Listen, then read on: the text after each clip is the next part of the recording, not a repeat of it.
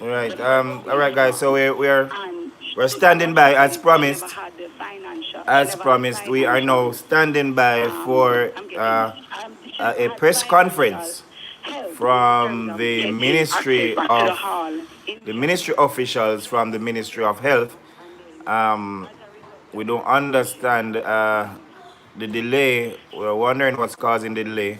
At first, we heard that the press conference would have been at 2, then we heard 4, then we heard 6, then we heard 6:15, and they have not started yet, so we are still waiting. All right, and this came after the ministry issued a release saying that there were 6 more cases of imported coronavirus in Jamaica, putting the number to 8. And the Ministry of Health promised from early this morning that they would have given an update. We are being told that the press conference is about to get out on the way. Okay, 4 more imported. Right, well, 6 more cases, as Colleen is indicated. So let's correct that, guys. We want to be a credible source right here. So 6 new cases, of which 4 are imported, leading the number to 8. All right, and 2 of those persons are related to patient number 0. That's the first patient. All right. So as we said, guys, we are standing by. We are standing by to give you a live feed for you to hear what's happening from the Ministry of Health and Wellness. Right. We're still wondering what's causing this delay. Right. We were told 2 o'clock, then 4 o'clock, then 6. Yes. Our WhatsApp number, guys. Yeah, I should have given you that. Our WhatsApp number is 876 894 4665. Right. All right, but don't call now. Don't call. You can WhatsApp. Don't call now because it will upset the live broadcast. All right. So we're standing by, guys. Let's just check if they have started. That are coming are done. Still not ready yet. So we're standing by for you to hear what's happening, what the ministry officials are about to say. Some persons are expecting that there will be an announcement that there are more cases found in Jamaica. We are really hoping that's not the case, but we are still worried. I am getting worried because there is a delay. Because there is a delay. We were told 2, then we were told 4. We were told 6, then we were told 6:15, and it is now 6:25. So we're just waiting. We're standing by. Let's see if there's anything live on social media in the meantime. It's a bit strange because the first set of press conferences, they were on time. They were on time and they were all over social media. They were on Instagram. They were on Facebook. They were on the minister's page. They were on the prime minister's page. It was live on radio. Right. So I'm wondering. Still not here yet. They're still not ready yet, guys. So I would say just stand by, guys. We must hear something very soon. Stand by, and we'll try to give you a good audio as best as possible. We hope that the internet stays up.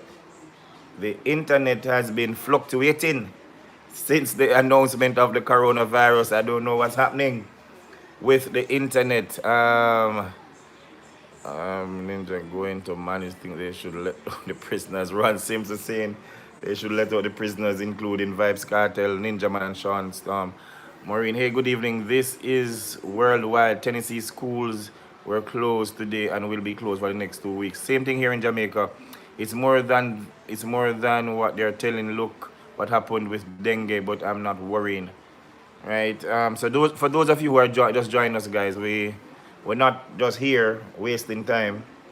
We are waiting on a live feed. We're waiting on a press conference, which will come from the office of the Prime Minister with health officials.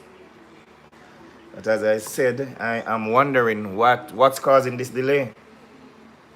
What's causing? Okay, let me see. Well, I guess we just continue to Seems as if advocate a for the live feed is coming up now. Let us just hope that the one person will listen, or maybe the government will listen this time and actually see that we are a part of the community. We vote as well. We have jobs as well. We go to school as well. All right.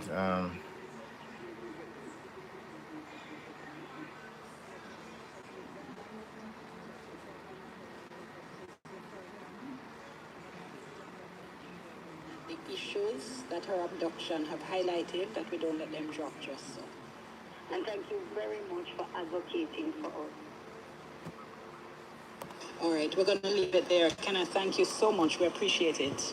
Sure. Camille. Thanks for having me. Camille Wilson there, member of the School for the Blind Old Students Association and a high school teacher, talking to us about Jasmine Dean, as well as difficulties blind people have with public transportation. Let's now go over to the office of the Prime Minister. All right, we're going to take the live feed, guys. I hope you're hearing. Corona situation in Jamaica with the Ministry of Health. And assess their travel history.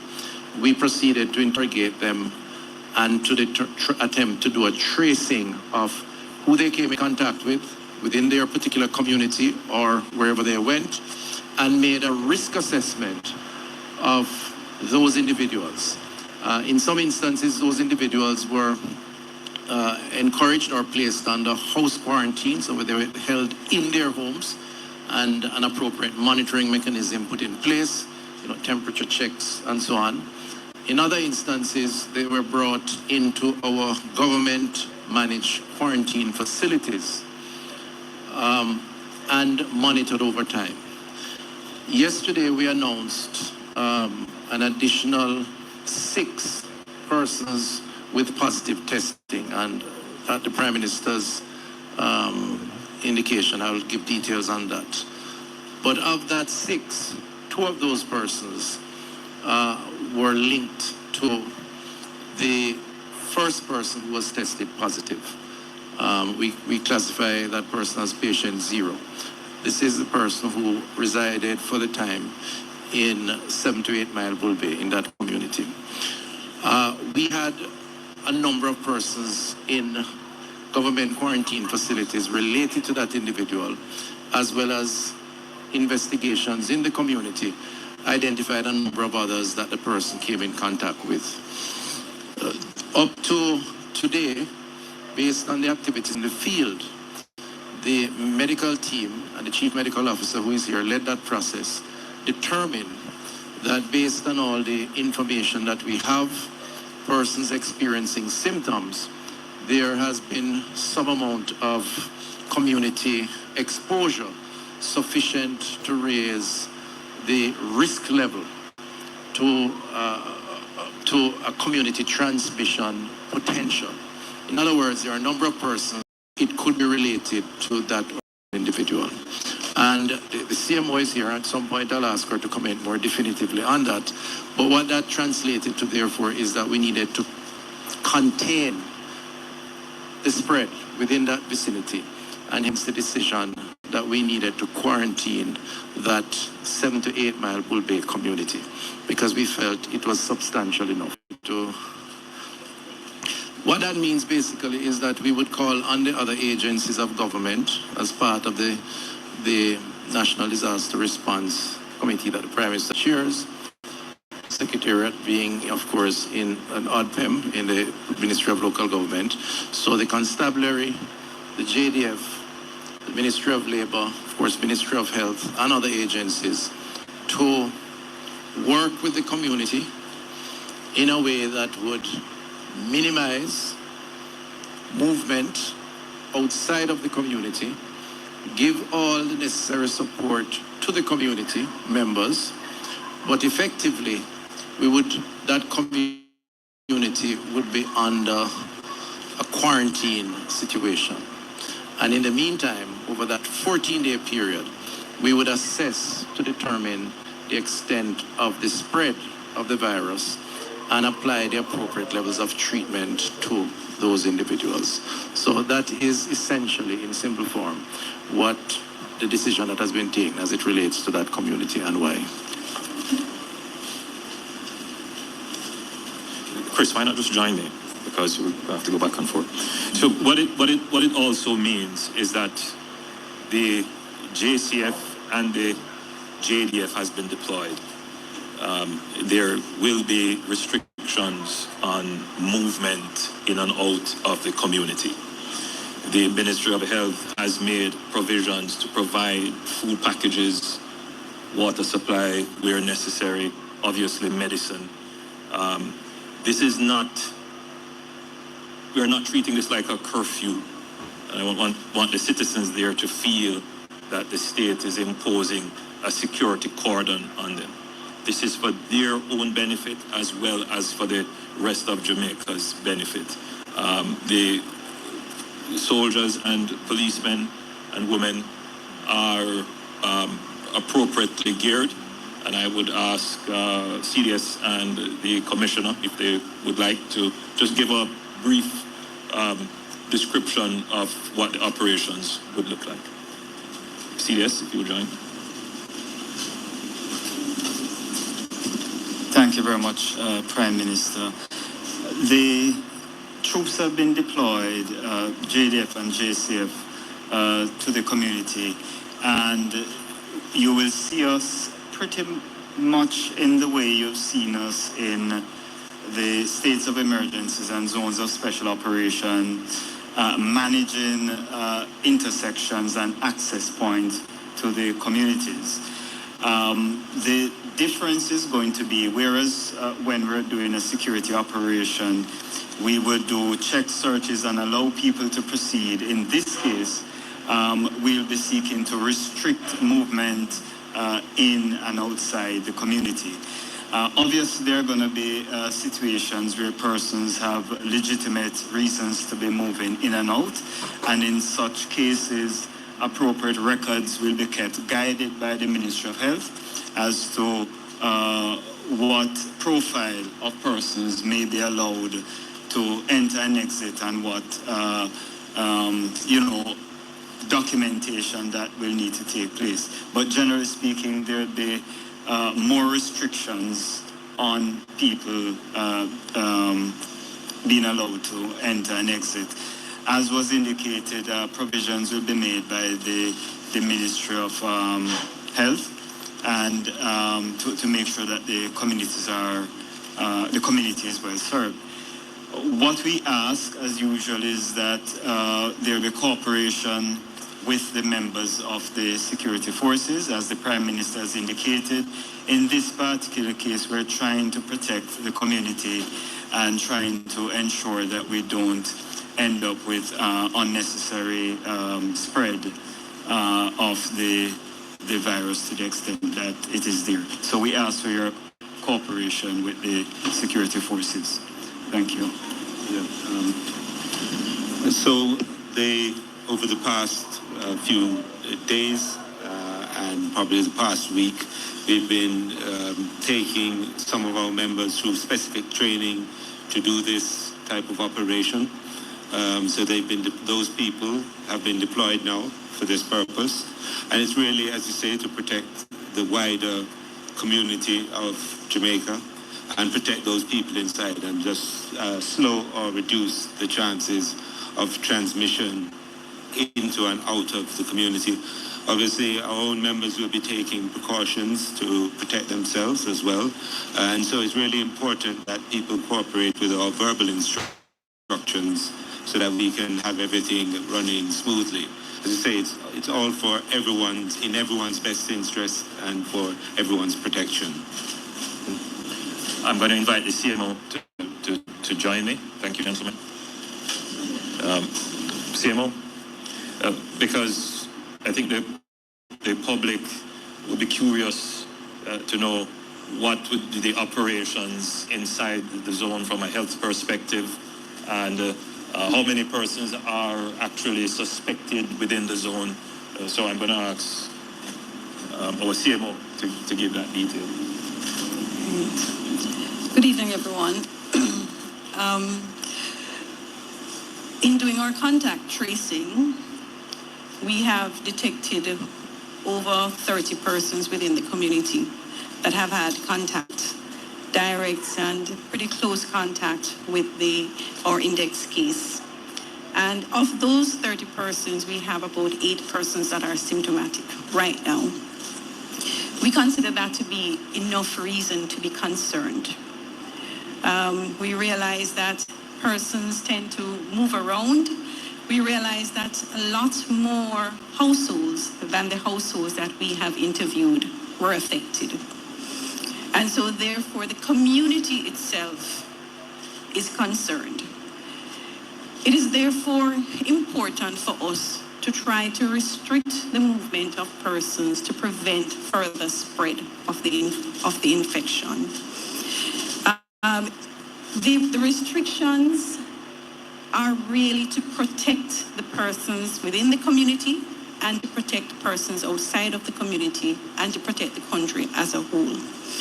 Our aim during the next 14 days when the community is under these restrictions is to educate all the persons that are affected as to what it is that is happening to them, what it is that they are to expect from this illness, how it is that they can prevent this illness from getting worse, how it is that they can prevent their loved ones from becoming affected. So while the restrictions are not anything that anybody likes, but if you can prevent your loved one from becoming ill, and your loved one may be somebody who has a chronic illness, or maybe at the age where, despite the fact that you may get a mild illness, that person can get a severe illness, I am sure everybody would want to prevent that from happening. And so, therefore, we think that this is the best way to go. We really want to support the community, and as I said, health education, providing the necessary medical support as needed. So we will be in constant communication. We will be there on the ground as well, in constant communication with the security forces, with the JDF and the JCF, to identify persons who may be ill, to reach them early, and to be able to offer them assistance. So it is going to be a very intensive 2-week period, but we are hoping that within that 2-week period, we are going to limit any further spread of the infection. Thank you very much, CMO. Now, just to place in context what we're doing, we've used the disaster risk management legislation, which is the overarching legislation which guides the government's response. The first use of the legislation was when we convened the Disaster Risk Management Council. Many, and I see some members here with us this evening, and they have been meeting, and I gather you met with them today, Minister Mackenzie, and they have been collaborating with the Ministry of Health. So I want the country to appreciate that the entire government and civil society and NGOs are mobilized, and that mobilization will become even more intense as we progress into this crisis that we now face. There are various subcommittees of the National Council all working on different areas. My job as Prime Minister is to make sure that everything works together. And the Cabinet is in support of that, giving the general policy guidelines and promulgating the various initiatives as we are doing now. Now, the legislation also gives us certain powers to act. And the Attorney General is here with me, and I've asked her to go through all the powers that we have under the law to address this particular kind of health crisis, which would include powers that would place an obligation on citizens to report. And citizens reporting is an absolutely important part of us being successful in overcoming these infectious challenges. The truth is that if persons hide their conditions when asked, give misleading information when asked, then that can cause its own stream of negative consequences for which we would have no knowledge and would not be able to respond. So some of the laws do place an obligation and indeed creates an offense for misleading the public health officials. So I'm going to ask the AG to just very quickly give the public an overview of all the legislation that is there and the various powers that comes with them. Thank you, Prime Minister. Good evening, everyone. In respect of the laws that we have, starting with the Constitution, of course, you'd be aware of Section 69, which gives the Cabinet as the principal instrument of policy and with responsibility for the overall direction of government and overarching power to determine comprehensive policy. We also have Section 20, which empowers the Governor General to issue a proclamation declaring a state of public disaster. But we have not gone that route. Instead, the Prime Minister has utilized the powers under the 2015 Disaster Risk Management Act to declare the whole of Jamaica as a disaster area, consequent on the notification he got from the Minister of Local Government and Community Development. Then we have the Emergency Powers Act, we have the Public Health Act, giving responsibility to the Minister with responsibility for health and also to the local board. And essentially those are broad investigative powers in relation to disease and the prevention of disease in parishes, and to do, more importantly, whatever is necessary to arrest the spread of disease.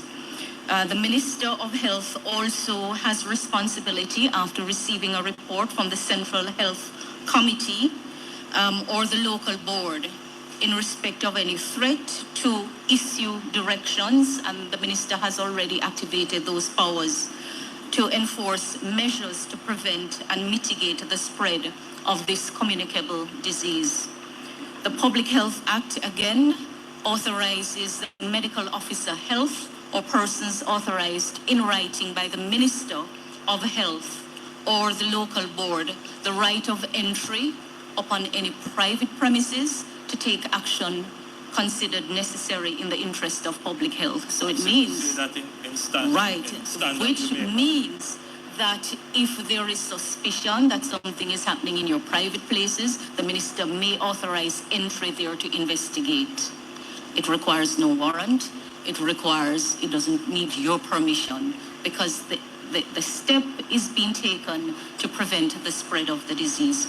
Minister of Health also is making additional regulations in relation to the treatment and prevention of this communicable disease, the isolation of patients, disinfecting and closing and destroying, if need be, of buildings which are in which infected persons have lodged. So if it's a stall, if it's anything, if the powers and the assessment require destruction, the Minister is authorized under law to do so. I just want to remind us of specific duties. So under the public health food handling regulations, and in particular regulations 27, 29 to 32, operators and employees of food establishment, handling establishment are under duty to be free from this COVID if you're working in the food establishment. So you must take every step to prevent yourself from coming into contact with persons who are suspected of having the disease. Medical officer is also under duty to notify if an operator suspects an employee or other person who enters a food handling establishment. If that person is suspected of suffering from the COVID, the operator and employee can also be required to be medically examined. And if you are so required, I have to tell you, you really have to comply. The Minister will advise of his amendment to the Class 1 notifiable disease order shortly to specifically include the COVID-19. The tourist establishment regulations. Could you explain what the implication of that? So essentially, the Public Health Act, the Quarantine Act, the Public Health Act, specifies a number of diseases, and in the last time the notification was done, I think, was when we had the threat of Ebola. So now the Minister has moved to formally utilize the powers under the law. So this is not just informal operation, and it activates all of the provisions of the law and all of the powers, and the powers are very large. Essentially, the Minister can do whatever is required to contain the disease. So including reporting. So this is a disease for which you must report. Prime Minister, it also includes giving answers to questions that may be asked of persons. And I want to remind that we do have an offense at common law of creating public mischief. We know a lot of information is being circulated, and some persons are delighting themselves in just being idle and passing around false information. You do so at your peril, because every constable is now authorized to enforce all of the laws in relation to the Quarantine Act. Specifically, Section 12 of the Quarantine Act places a duty on every constable to enforce compliance with any order, instruction, or condition that is made or imposed under the Act, using force if necessary. And they can enter your private premises to so enforce. So there is really no room to hide.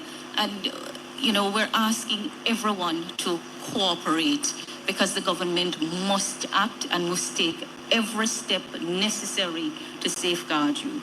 To go back to duties that are imposed under the Public Health Tourism Establishment Regulations, Regulation 30, there is a duty to report to the medical officer where there is suspicion or confirmation of the COVID or any other communicable disease. And owners and operators must report. I know Minister Bartlett is already aware and is taking steps to circulate it to players in the industry. Then we have our hairdressers and our beauty therapists and our cosmetologists and beauty salons. We do have a regulation that specifically speaks to those operations. Regulations 11, 13, and 14 in particular imposes duties on the beauty therapist, the cosmetologist, the hairdresser, and the local board to ensure that you are not contaminated and that you are not contaminating anyone. So you are under duty to be free from this disease when working in your capacity as a beauty therapist, as a cosmetologist, and as a hairdresser. And please note that the local board can revoke your license if you're found to be suffering from this disease. And then the barbers and barber shops are also specifically regulated under the Public Health Barbers and Barbershop Regulations. And Regulations 11, 13, and 14 imposes a duty on the barber also to be free from the disease, meaning that you must not put yourself in harm's way. Get out of the way and ensure that you are not inviting persons or entertaining persons who are at risk. And your license too can be revoked. And Prime Minister has already indicated that the laws will be strictly enforced in this period. Thank you. Thank you, AG. We went through that brief overview, and we will produce documents and videos and memes for social media so that everyone is aware of the state in which we are now operating. And just to reinforce the point, the government has a very high duty and obligation to enforce the law. And we will enforce the law. Overnight, we declared, as we said we would, the results of the tests that were conducted. I'm going to ask Minister Tufton to just give you an overview of that. Thank you very much, Prime Minister. And just listening to the AG and the awesome powers that she has bestowed on me, according to law, I'm almost intimidated. But I want to say that I will take no decision without the counsel of the Cabinet and the Honourable Prime Minister and all the necessary advisors in the ministry and otherwise. And it will always be in the best interest of the country. Just for the record.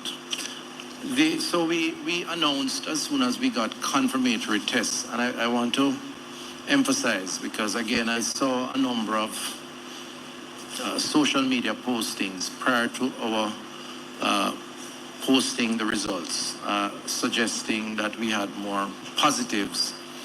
And part of the difficulty with that is that the tests are administered, which gives you a preliminary result and a confirmatory result. And for whatever reason, there are persons who had access to the preliminary results, and the impression was given that somehow we were withholding. But we don't do that. We have made a commitment to be as transparent as possible as it relates to this issue. I had to wait until I got the confirmatory results, and that was not available until much later in the night. And as soon as we got it, I had consultation with the Prime Minister and with the Cabinet members, and the decision was taken to release within a few hours of getting it, just to clarify. So the results are as follows. 2 males aged 63 and 67 who came into the island on March 7th from Trinidad, having traveled from Malaysia by way of Dubai and London, and they presented at hospital on March 11th. 1 male, 36, who traveled from Manchester, England. He was taken to hospital from his hotel via an ambulance on March 11th. 1 male, 31, a Jamaican overseas ship worker who came in from the Canary Islands via Portugal and Miami. He arrived in the island on February 25th and presented to hospital with symptoms on March 10th. And 1 male, 52, who is the father of the first patient who was confirmed with COVID-19. He was discovered ill at home on March 11th. And 1 female, 34, who is a close contact also of the first patient who was confirmed similarly so, based on the contact with that first patient. I should note, and this is a point worth making, that we have patients in isolation in Mandeville, St. Anne's Bay, Cornwall Regional, Chest Hospital, and the University Hospital of the West Indies. And I make the point, not just to be transparent, but to say that the public health system does have the capacity to provide the isolation services that are required, the personnel to provide the appropriate levels of services in these institutions. Now, I know these numbers are small and they are expected to rise, but it's an indication of a trial run, if you will, in preparation for what may have to be the case later on. And then, of course, in terms of quarantine, the team has been out in the field in the respective areas, interviewing, collecting information, getting information from those patients, and by extension, therefore, developing the contact profile for others to determine how to proceed in terms of moving forward. Thank you, Minister. Yeah. Now, so that we understand overall strategy, the first strategy of the government was to prevent, delay the virus from getting into Jamaica. And we acted very early, putting in place travel restrictions and managing our ports, specifically as it related to cruise ship docking in Jamaica. And I believe we've been very successful. In fact, we would have been 120th or something like that out of the countries in the world for it to come to our shore. But we always knew that it would come. Our strategy was to delay it as long as possible. So now we are into the phase that we can conduct effectively contact tracing.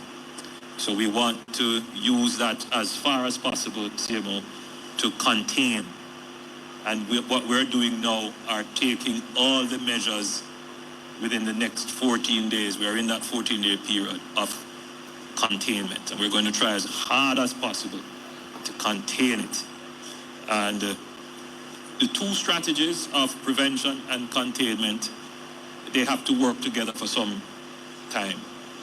And therefore, we wish to today announce that we will impose a travel restriction on the United Kingdom. The Minister of Foreign Affairs is here if you would want to join us, if there might be things you would want to explain. I'll ask the Permanent Secretary in the Ministry of Health if you would want to join us as well to explain what that means, the travel restrictions. You would want to explain it? Well, I can start, but it's really health that does the declaration.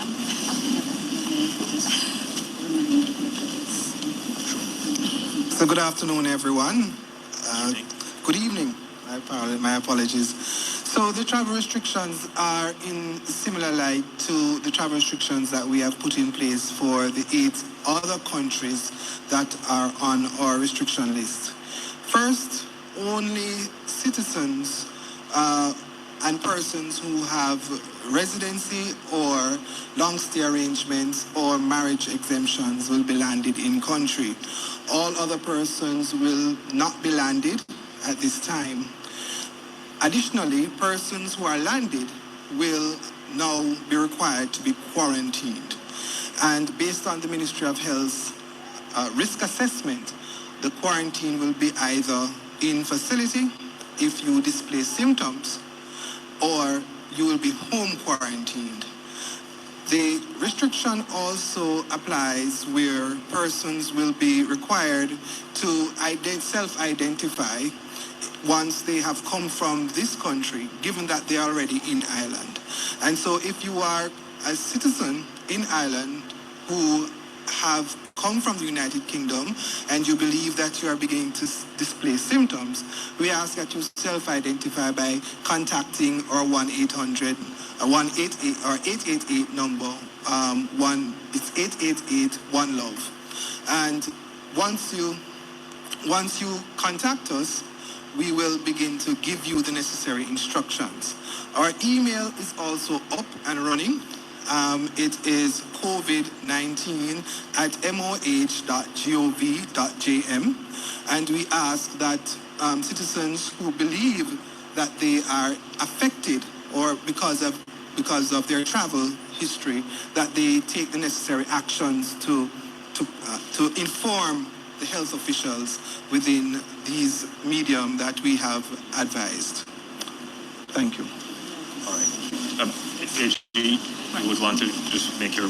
Minister, ladies and gentlemen, just to say that in relation to travel restrictions, there are powers under the Immigration Restrictions Commonwealth Citizens Act, and also under the Immigration Restriction Commonwealth Citizens Act and Immigration Restrictions Commonwealth Citizens Regulations under the Alien Act as well. And essentially, a health officer or an immigration officer may declare a person a prohibited immigrant because of that person's condition in relation to a communicable disease. The immigration officer, health officer, as well as the minister with responsibility for immigration, who is the Minister of National Security, in respect of a prohibited immigrant who has the disease, may exercise discretion to allow them or to deny them stay on the island, and also to subject them to quarantine and isolation. The Minister of National Security will also be exercising his powers in relation to the promulgation of regulations for the ports of entries and the times and places and conduct of inquiry or examinations, medical or otherwise, in respect of persons entering or persons desiring to enter the island. And if need be, we will also activate the powers to have removed from Jamaica anyone who's declared a prohibited immigrant as a result of the disease.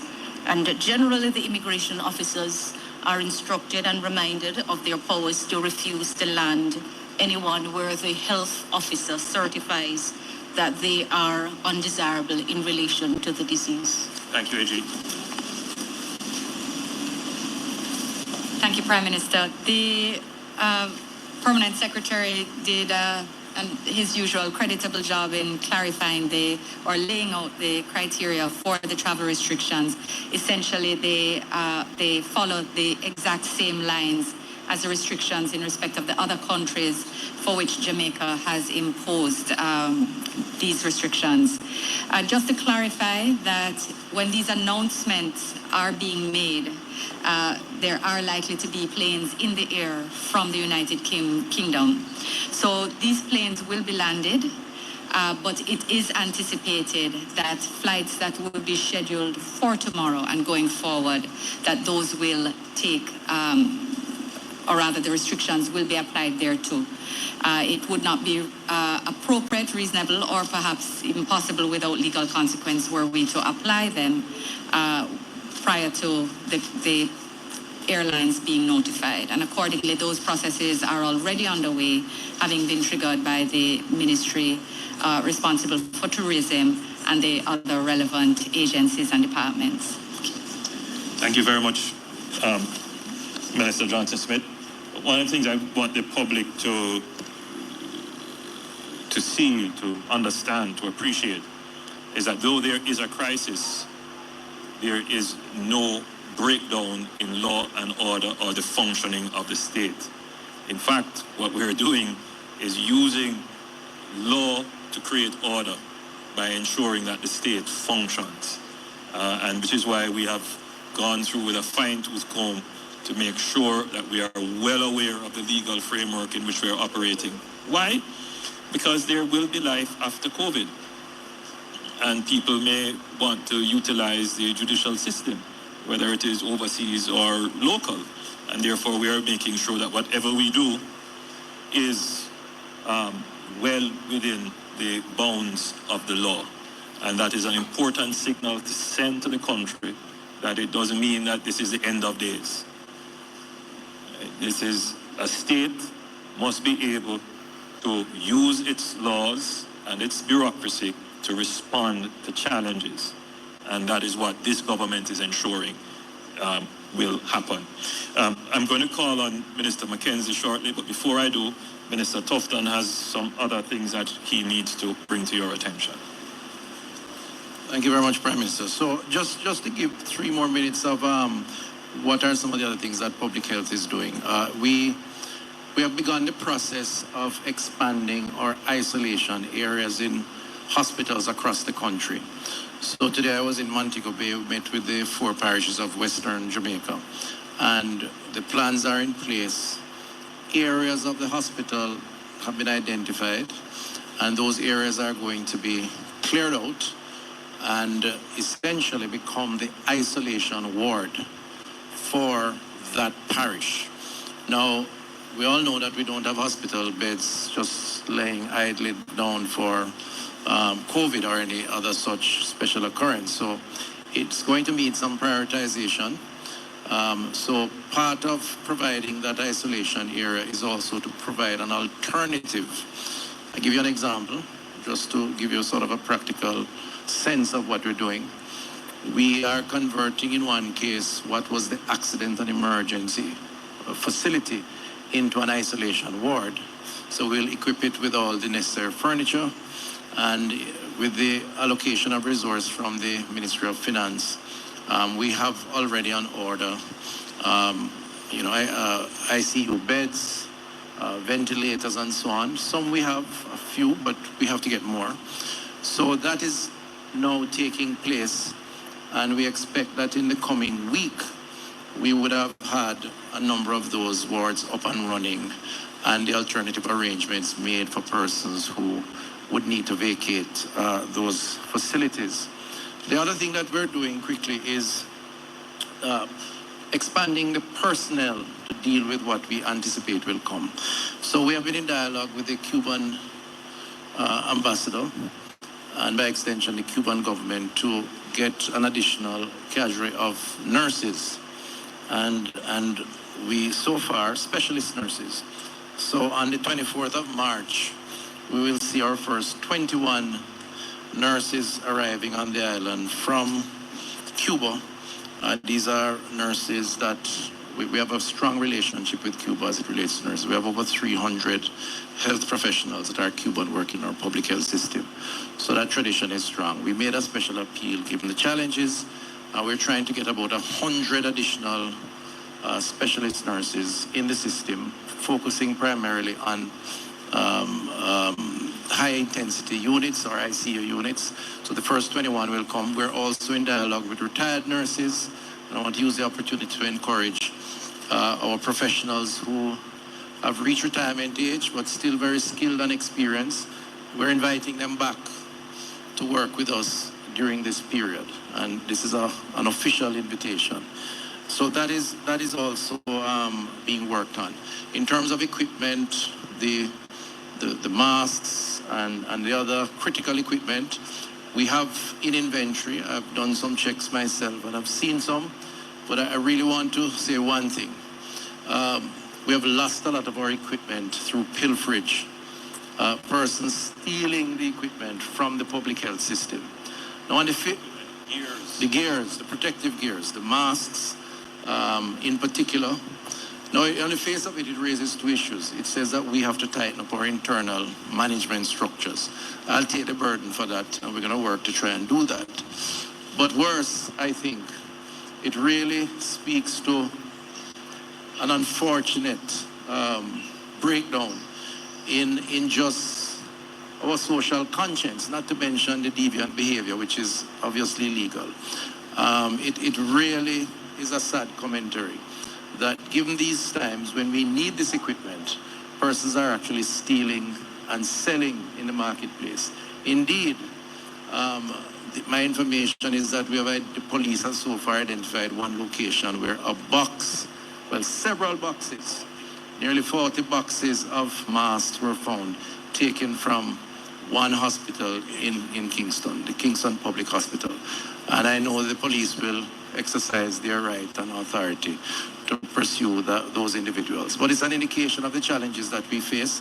So I want to encourage Jamaicans, please refrain from doing this, and those who see it happening, give us the information and don't participate in that, because you're really contributing to the challenges that we face. Final thing I'll say for now, I'm told that I have to read the notice, so I'll officially read it. The Public Health Act. The Public Health Class 1 Notification Disease Amendment Order 2020 in exercise of the powers conferred upon the Minister by Section 2 of the Public Health Act. The following order is hereby made. This order may be cited as the Public Health Class 1 Notification Disease Amendment Order 2020 and shall be read and construed as one with the Public Health Class 1 Notification Diseases Order 2009, thereinafter referred to as the Principal Order, and all amendments thereto. The Principal Order is amended in the schedule by inserting next after item 5 the following item: 5A SARS-CoV-2 COVID-19, dated this 13th day of March 2020, with my signature. Thank you. So with that, we would have largely completed the public health section of this presentation. Chris and AG, thank you. We now move over to some other issues, still slightly public health, but Minister Mackenzie. Now this particular disease has shown to be devastating on our senior population. on senior population, and we don't want it to affect our seniors here. So the Minister of Local Government has taken some steps to ensure that our infirmaries, our golden age homes, and other state institutions which care for senior citizens, that there are measures in place to address those. Thank you, Prime Minister. Good evening, ladies and gentlemen. The Ministry of Local Government has direct responsibility for our infirmaries and golden age home. There are 13 infirmaries across the country, plus 3 golden age home, with a capacity of over some 3,500 senior citizens residing under the care of the state. 98% of those within our infirmaries fall within the risk category that is considered the most threatened of the individuals that could be affected by the disease. Therefore, the ministry has taken the following decisions with immediate effect to restrict access to our infirmaries for the next 14 days. Now, we are doing this because a number of persons normally visit our infirmaries, not just Jamaicans, but foreigners. So we are restricting visit to our infirmary for the next 14 days. And the next 30 days, we are also restricting new residents to our infirmary. So it means that persons who have already been interviewed and identified to be accepted to our infirmaries, we will be putting a hold on that for the next 30 days. Also, we are establishing isolation areas within the infirmaries. At least 4 infirmaries presently have that facility. Those infirmaries that are without isolation areas, construction will commence immediately, working closely with the Ministry of Health in putting in the necessary infrastructure to facilitate an isolation area in our infirmaries. We are also working with the ODPEM and the Jamaica Defense Force to commence a comprehensive sanitation of our infirmaries. And we are also moving further to create a temporary employment program in our infirmaries and golden age home to have cleaning on a regular basis of our infirmaries. We are also moving to provide adequate medical and nutritional support to the infirmaries. We have also moved to put in place the necessary emergency management service. The Jamaica Fire Brigade is equipped in 5 parishes to provide ambulance services. And those areas without ambulance services, we have already contacted and make arrangements with private operators to provide those requisite service if and when those services will be required. We are moving to renovate a cluster, the Vineyard Town Golden Age Home, and a section of the Maypen Infirmary to house social cases from our hospitals. In discussions with the Ministry of Health, there are over 132 such cases that are occupying bed spaces in our hospitals, and the infirmary is moving to create facility to ensure that we accommodate those we can. We are making provisions to house 50 such cases out of our public hospitals. I want to make a special appeal to persons. Cooperate with us, because we are speaking about a population that is vulnerable, and God help us. if we should fall prey to this. Thank you. Thank you, Minister Mackenzie. Now, the last time I spoke to you, the question was asked about water and utilities, and I committed that we would have a meeting with the utilities. Minister Favour Williams is here, and Minister Vaz is here to give me some assistance with water. But we'll start with Minister Williams to just give us a brief update on the state of our electricity and our telecommunications services, how ready they are to withstand any challenges. Thank you, Prime Minister. Good afternoon, everyone, or good night, everyone. So I met today with the telcos and had a teleconference with JPS. In terms of the telcos, they went through with me their emergency and business continuity plans, which included identifying critical team members, ensuring that they had redundancy, ramping up their monitoring of the network, and pretty much treating the situation as a disaster. And I heard this from both companies. They've also indicated that to the extent possible, they are requiring persons to work from home and ensuring that this is so. In terms of what it is that they'd be able to do in short order to increase connectivity or bandwidth, they are going to be looking at their networks to see what they could possibly do. In terms of the interface with the customers, they were going to put on additional persons to be answering calls. They also agreed that for the numbers that the Ministry of Health has published, persons will be able to get access to those numbers even if they don't have credit on their phone. And I want to take this opportunity to remind you as well that all the government websites are zero-rated, meaning you can get access to them even if you don't have a data plan.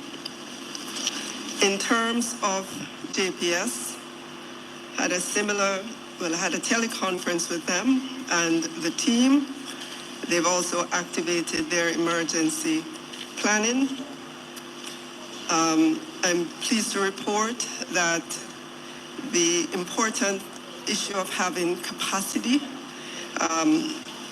they have indicated to me that they have the biggest margin of capacity they've ever had in the system, meaning they have some 300 megawatts above the peak demand, and if necessary, there's an additional 60 megawatts on standby if needed. They've activated their business continuity. They're ensuring that their system control center is adequately manned.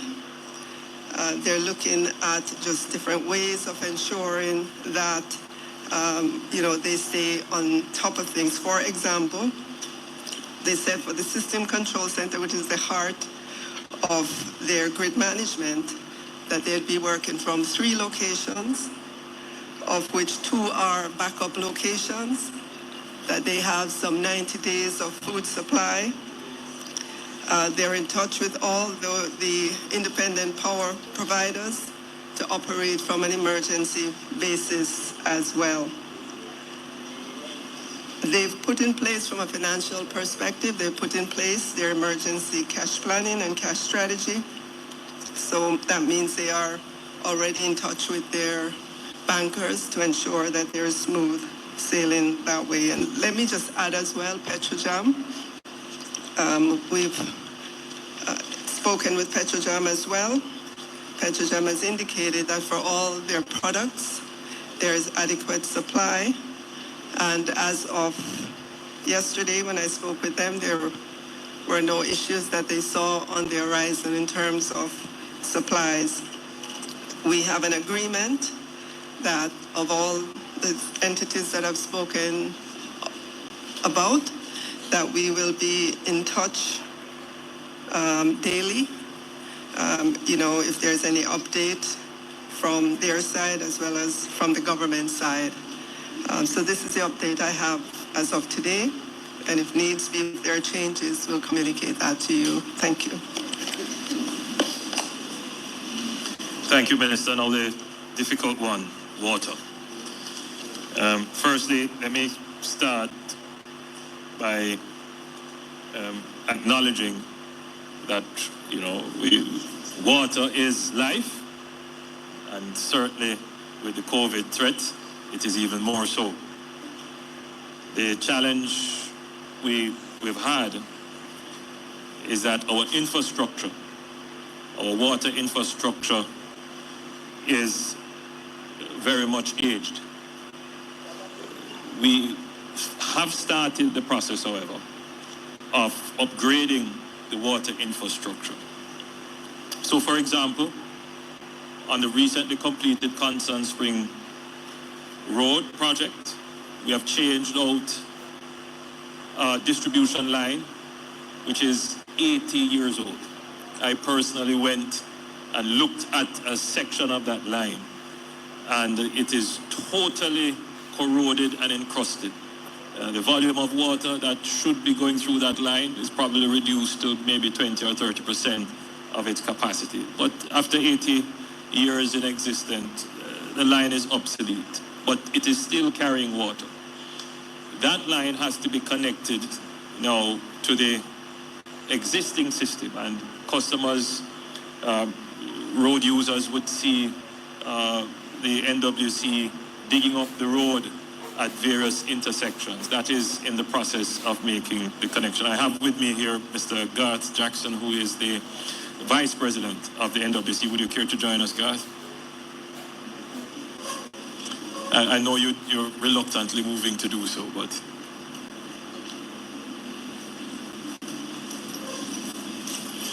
So that's part of the challenge we face. You would have seen, those of you who travel on the Mandela Highway, you would have seen 2 pipelines running parallel to the Mandela Highway. Again, that's new water infrastructure that we have put in place, which will carry about 3 million gallons, additional 3 million gallons of water into the corporate area. They have just connected into an existing pipeline along the Washington Boulevard that would see communities off Washington Boulevard and off Mullines Road being their service improved. The major challenge would be for communities off or along Spanish Town Road going into downtown Kingston. That line again is probably over 60 years old. It cannot take any pressure. So though it is carrying water, if it were to carry water under pressure, which means that the water would be able to go up 2 or 3 stories, then that pipe would break. And you would see them digging up Spanish Town Road from time to time, trying to patch. And that is because whenever the pressure is increased on those pipes, they break, or when there is no water in them at times, they collapse. That just tells you that those pipes have to be abandoned.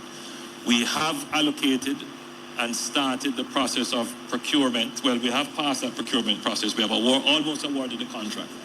Just about awarded a contract for $60 million US. And that would mean replacing that main. It will take a year to do. I can only but tell you what the reality is. In the interim, we have to put in mitigating measures. I have got numerous calls and complaints about Mandeville. And what has happened in Mandeville is that one of the supply areas for Mandeville, the pepper pump, that pump, which is a high volume pump, has malfunctioned and has to be rebuilt, and the parts for rebuilding that pump are ordered. They come from overseas, but obviously with what is happening, there is no guarantee that we will get them on the projected date.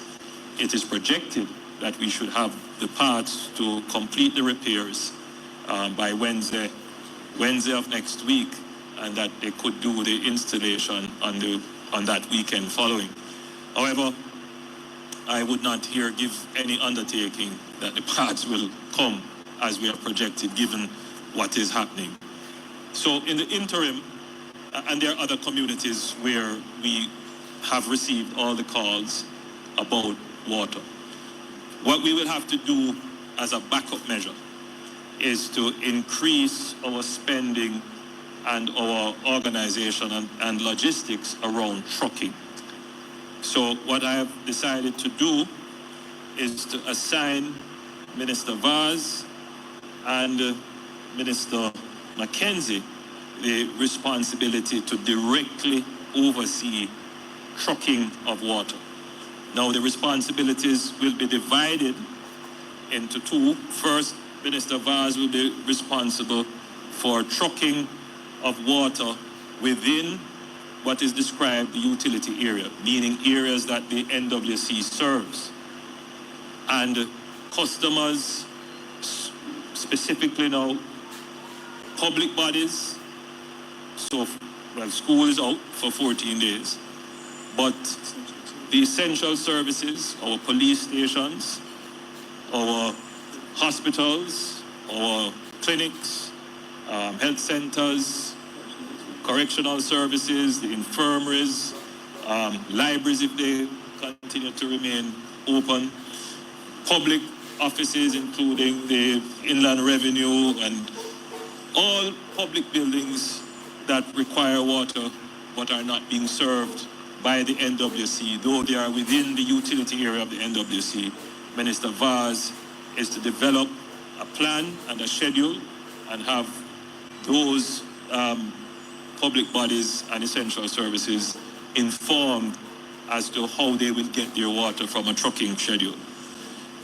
Minister Mackenzie will be assigned the duty of ensuring that communities that are outside of the utility zone, those that are served by minor water supply but are not getting water, that there is a trucking schedule in collaboration with the municipal corporations to ensure that there is a routine, reliable schedule of trucking for water. I'll have both of them say a few words on that. However, we recognize that you've been listening to live coverage of a press conference giving an update on COVID-19 that's been taking place at Jamaica House.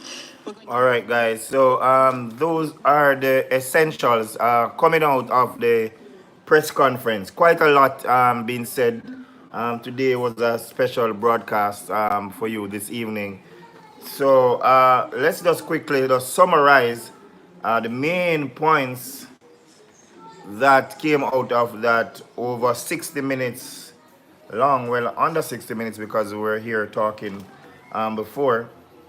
So the first thing, and we can start from the last thing that was being said just now, is plans are being put in place to ensure that there is adequate water supply across the country. And then it was announced that the area, the 7 miles, the 7 and 8 miles area in the Bull Bay communities, movements will be restricted, and the Jamaica Defense Force and the Jamaica Constabulary Force, they will be deploying personnel out there to ensure that movements are being restricted. So that's the biggest news coming out. 7 and 8 miles in Bull Bay will essentially be under supervision and movement will definitely be restricted. All right. The chief medical officer updated that the 8 persons now in isolation are now showing symptoms of COVID-19. More households than those interviewed have been affected. Over the next 14 days, information will be key, and they continue to watch what's happening. The other big news coming out of the press conference is that a travel ban has been placed on the United Kingdom, and for some time, some persons, including the opposition, have been calling for a travel restriction to be placed. All right, and the Attorney General says the declaration of Jamaica as a disaster area, officials can enter premises without warrants. Says it is important for compliance with orders. Warns against generating fake news as there will be prosecution for public mischief.